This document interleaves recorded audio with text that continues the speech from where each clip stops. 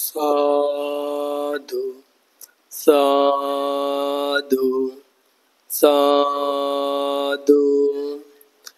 नमो तस्स भगवतो अरहतो सम्मा संबुद्धस्स। नमो तस्स भगवतो अरहतो सम्मा संबुद्धस्स। नमो तस्स भगवतो अरहतो सम्मा संबुद्धस्स। साधु साधु साधु।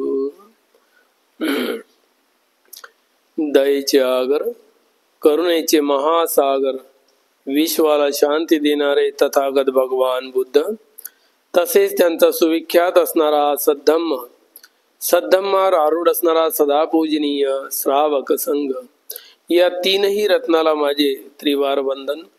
तसेच माझे गुरुवर्य आचार्य उपाध्याय यांना सुद्धा माझे त्रिवार वंदन।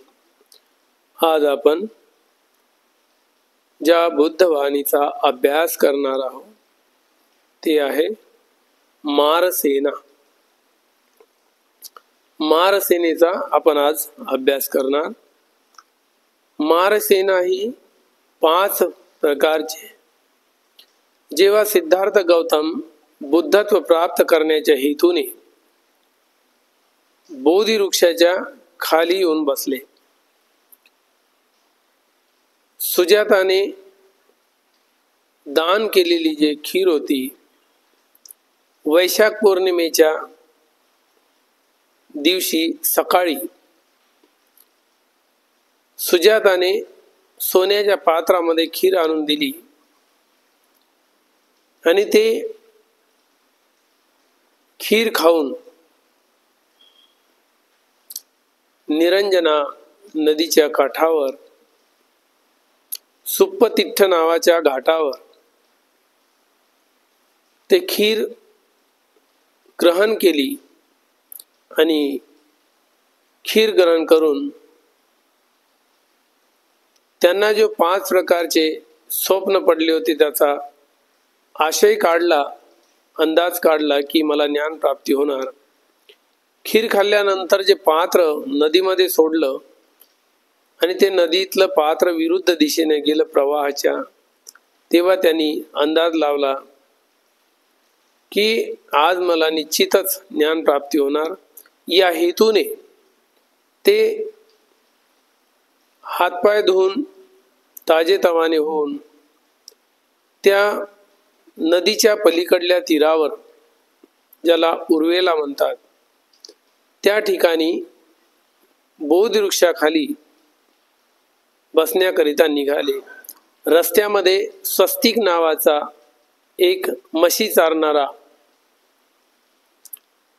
जो मुलगा होता तो मिळाला। त्याने गवताची पेंडी दान केली, नरम नरम गवत, ते घेऊन बोधिसत्व बोधी वृक्षाच्या खाली गेले, पिंपळ वृक्षाच्या खाली।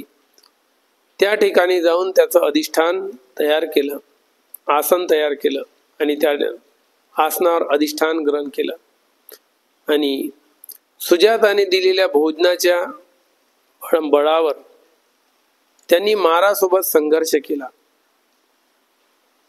माराच्या विषयी भगवान बुद्ध म्हणतात, एत दग्गं भिक्खवे अधिपते यानं यदिदं मारो पापिमा। भगवान बुद्ध म्हणतात की या ठिकाणी जो एक ब्रह्मांडामध्ये पापी मार नावाचा जो सत्व आहे, जो प्राणी आहे, त्याचं अधिपत्यामध्ये तो अग्र आहे। सर्व लोकांवर मनावर अधिपत्य गाजवण्यात तो अग्र आहे। अशा या मारासोबत सिद्धार्थ गौतमानी महान युद्ध केलं।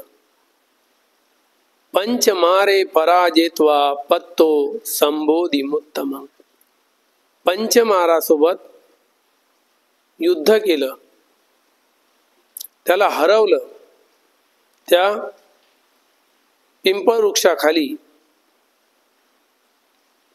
आणि संबोधी प्राप्त केली. ते 5 प्रकारचे मार कोणते? प्रथम मार खंदमार म्हणजे स्कंधमार. नाम आणि रूपाचा जो क्षेत्र आहे, नाम आणि रूपाचे जे क्षेत्र आहे ते माराच्याच तावडीमध्ये सापडलेलं आहे. नाम आणि रूप, मन आणि शरीर हे माराच्या अधिपत्यामध्ये, ते माराचं क्षेत्र आहे. यामध्ये सारा संसार अडकलेला आहे, माराच्या क्षेत्रामध्ये अडकलेला आहे. हा पहिला मार स्कंद मार. दुसरा मार आहे किलेस मार. हर प्रकारचे क्लेश याला दुःख मारही म्हणतात. दुःख देणारा, दुखी करणारा, क्लेश उत्पन्न करणारा हा किलेस मार. 3 नंबरचा मार आहे अभिसंखार मार. म्हणजे अभिसंस्कार, जे कर्मसंस्कार आहे तो मार, कर्मसंस्काराची वाढ करणारा. चौथा मार आहे मच्छुमार. मच्छुमार म्हणजे मृत्यूमार. हा मृत्यू सर्वांवर हावी होतो. जे यांच्या तावडीमध्ये सापडलेले आहे त्यांना या मृत्यूच्या चक्रामधून बाहेर निघू देत नाही, असा तो मृत्यूमार. 5वा आहे देवपुत्र मार. देवपुत्र मार, परनिमित, वशवर्ती. देव लोकांतला हा एक देव आहे. निर्वाण प्राप्तीच्या मार्गावर चालणाऱ्या सर्व लोकांना, प्रयत्न करणाऱ्यांना असफल करतो. त्याला त्याचे प्रयत्न पुरे होऊ देत नाही. कितीही प्रयत्न केले तरी त्याला सफलता प्राप्त करू देत नाही. त्याचा प्रयत्न सफल होऊ देत नाही. नेहमी त्यामध्ये व्यत्यय टाकण्याचे प्रयत्न करतो आणि असफलता प्राप्त होतो. माराच्या तावडीत सापडल्यामुळे आपल्याला असफलता प्राप्त होतो. तथागत भगवान बुद्ध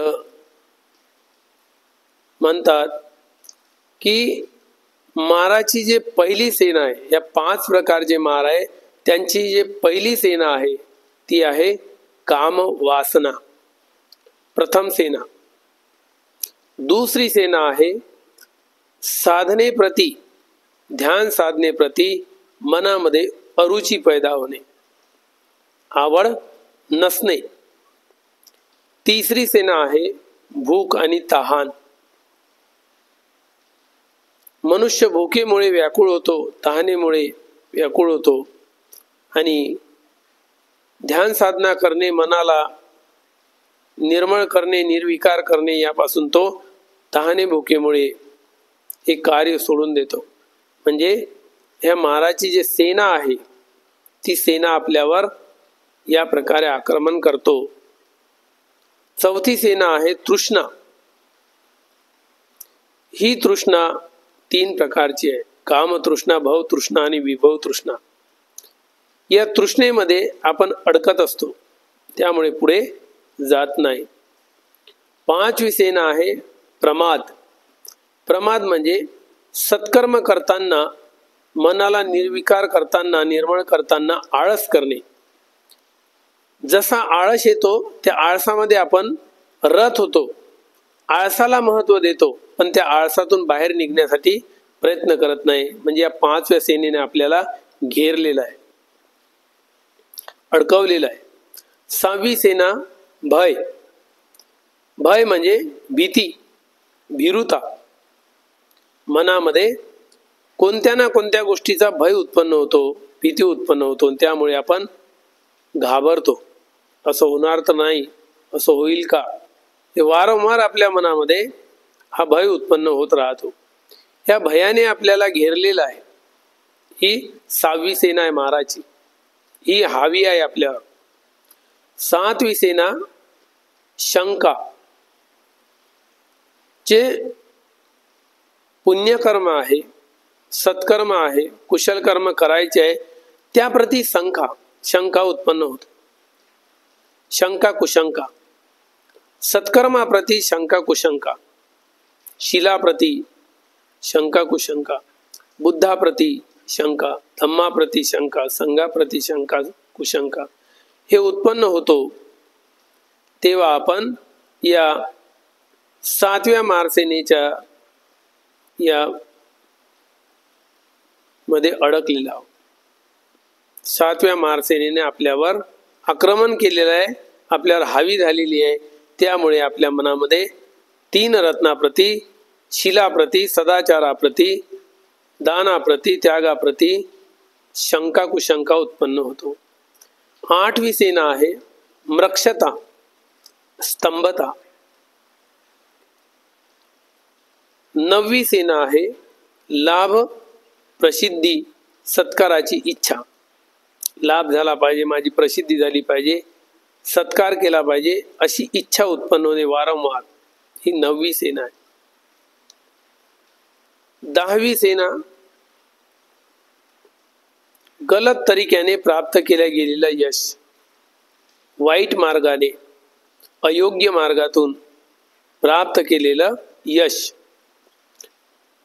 त्यानंतरची सेना आहे आत्मप्रशंसा आणि परनिंदा. प्रत्येक व्यक्तीला स्वतःची प्रशंसा आवडते आणि दुसऱ्याचे दुर्गुण पाहून निंदा करणं आवडते. म्हणून आत्मप्रशंसा आणि परनिंदा हे दोन्हीही आपल्यासाठी नुकसानदायक आहे, हानिकारक आहे. ह्या 10 मार सेना आहे. 5 मार, या माराच्या 10 सेना. सामान्य व्यक्ती माराला परास्त करू शकत नाही.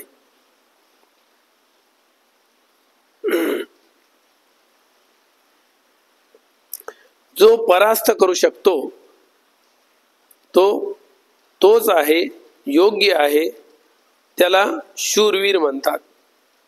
जो पराक्रम करतो, माराला हरवतो, तो योद्धा, महावीर. भगवान बुद्धाला महान वीर म्हणतात, कारण वीरतेचं काम आहे माराला हरवणे. या प्रकारे या सेना आपल्याला पुढे जाऊ देत नाही, निर्वाणाकडे जाऊ देत नाही, आपल्याला मधामधातच अडकवतात. म्हणून यावर विजय प्राप्त करणे ही साधी गोष्ट नाही. हे सिद्धार्थ गौतम बोधिसत्व यांच्या अनेक जन्मातल्या पारमिता पूर्ण झाल्यामुळे, बुद्धत्वाकडे वाटचाल असल्यामुळे ते मारावर विजय प्राप्त करू शकले. साधारण व्यक्ती हा मारावर विजय प्राप्त करू शकत नाही. मार आपल्याला परास्त करतो. अशा प्रकारे आज आपण या मार सेनेचा थोड्या प्रमाणामध्ये अभ्यास केलेला आहे. याचं विश्लेषण जर केलं तर ते भरपूर मोठा आहे, खूप होतो. म्हणून आपण थोडक्यामध्ये मार किती आहे, माराची सेना किती आहे आणि या माराचं कार्य काय आहे हे आपण जाणून घेण्याचा प्रयत्न केला, अभ्यास करण्याचा प्रयत्न केला. तर या माराच्या तावडीतून निघण्यासाठी जो व्यक्ती शील सदाचाराचं जीवन जगत असतो तो व्यक्ती थोडा ना थोडा मारापासून तो बाहेर निघत असतो. माराच्या तावडीतून, माराच्या क्षेत्रातून बाहेर निघण्यासाठी प्रयत्न करणारा असतो. कोणत्या ना कोणत्या जन्मामध्ये तो मार सेनेच्या या तावडीतून बाहेर निघण्यासाठी सफलता प्राप्त करत असतो. प्रयत्नशील व्यक्तीच सफलता प्राप्त करत असतो. अशा प्रकारे प्रत्येक व्यक्तीने या माराला जाणून, माराच्या सेनेला जाणून या मार सेनेच्या तावडीतून बाहेर निघण्यासाठी प्रयत्न करावे आणि निर्वाण सुख प्राप्त करण्यासाठी तत्पर राहावे, प्रयत्न करावे. या प्रकारे आज जे काही आपण माराविषयी अभ्यास केलेला आहे, जे पुण्यकर्म केलेलं आहे, धम्मश्रवण करून हे पुण्यकर्म चारही दिशेला असणाऱ्या देवतागणांना पोहोचो. या पुण्याच्या बलाने चारही दिशेतील देवतांना श्रद्धाशील श्रुत त्याग प्रज्ञा प्राप्त हो.